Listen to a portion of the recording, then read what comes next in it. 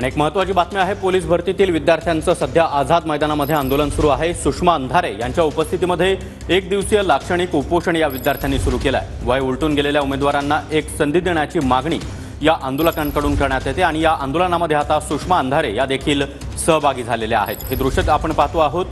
आझाद मैदानावर हे आंदोलन सध्या सुरू आहे आणि सुषमा अंधारे यांच्या उपस्थितीमध्ये हे विद्यार्थी सध्या आंदोलन करतात।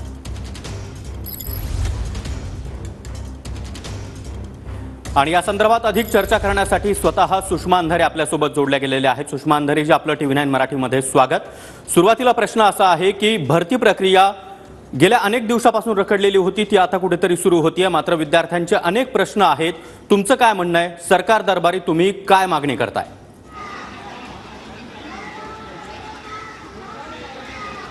आम्ही सरकारला हे अनेक वेळा लिहून झाले, निवेदन देऊन झाले। सत्ताधारी पक्षाला, सन्मान्य गृहमंत्री, मुख्यमंत्री, उपमुख्यमंत्री महोदय या सगळ्या लोकांना आणि पोलीस महासंचालक या सगळ्यांना ही निवेदनं देऊन झालेली आहेत की डिसेंबर 2022चा पोलीस भरतीचा GR आहे।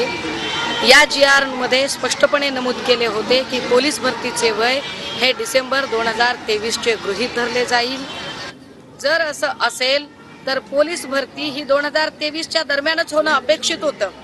22ला GR निघालाय, मग वर्षभर पोलीस भरती का बरं घेतली नाही? गृह मंत्रालय सांभाळणारे गृहमंत्री फडणवीस साहेब कोणता नवा पक्ष फोडण्यामध्ये व्यस्त होते की ज्यामुळे पोलीस भरती झाली नाही?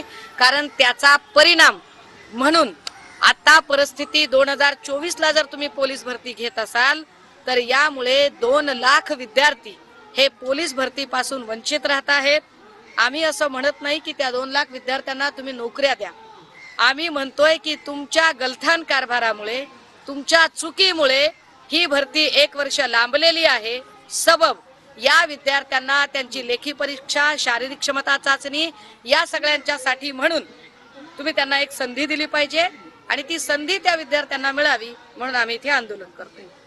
मग आपण पाहिलं की पावसाळ्यामुळे देखील मधल्या काळामध्ये जिल्हा पातळीवर सुरू असलेल्या भरती थांबवण्यात आलेल्या होत्या की मौना पुढे ढकलण्यात आलेल्या होत्या। त्या विद्यार्थ्यांचे देखील अनेक प्रश्न आहेत, मात्र आता थेट विद्यार्थी आझाद मैदानावर बसलेले आहेत। त्यांच्याशी तुमचं काय बोलणं झालंय? त्या विद्यार्थ्यांचं काय म्हणणं आहे? यामध्ये कित्येक विद्यार्थ्यांनी आपली भरती होऊ शकली नाही म्हणून आत्महत्या केलेली आहे।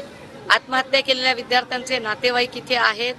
असे काही विद्यार्थी आहेत की ज्याची पावसाळ्यात भरती आणि शारीरिक क्षमता चाचणी करायला घेतली, त्यामुळे काहींचे म्हणजे अक्षरशः मांडीपासून पाय निकामी झालाय, पाय घसरून पडलेत किंवा अजून काही त्यांना इजा पावसामुळे झालेल्या आहेत आणि त्याची ही जबाबदारी सरकारने घेतली पाहिजे, हा आमचा ठाम पवित्रा आहे आणि विद्यार्थी त्यासाठी आक्रमक आणि आग्रही आहे।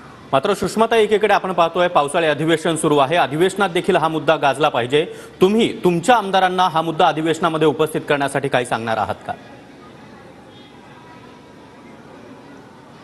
अधिवेशनामध्ये या मुद्द्यावर प्रश्न आमच्याकडून सभागृहात विचारले जातील। सभागृहाच्या आत आमच्या पक्षाचे सन्माननीय सगळे आमदार आपली भूमिका मांडतील आणि सभागृहाच्या बाहेर सुद्धा आम्ही रस्त्यावरची लढाई लढायला तयार आहोत।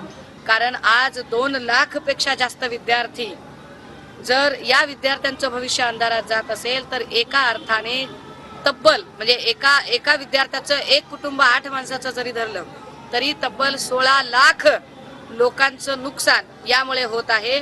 एकीकडे तुम्ही लाडकी बहीण सारखी बोगस योजना आणता, पण त्याच वेळेला त्या बहिणीचं समर्थपणे जो हक्काने लग्न करून देऊ शकतो त्या बहिणीचं लग्न रखडलेलं आहे, त्या भावाला नोकरी नाहीये आणि नोकरी देण्यासाठी किंवा आपली बहीण करून देण्यासाठी म्हणून नोकरदार मुलगा शोधतायत, त्या मुलाला नोकरी नाहीये।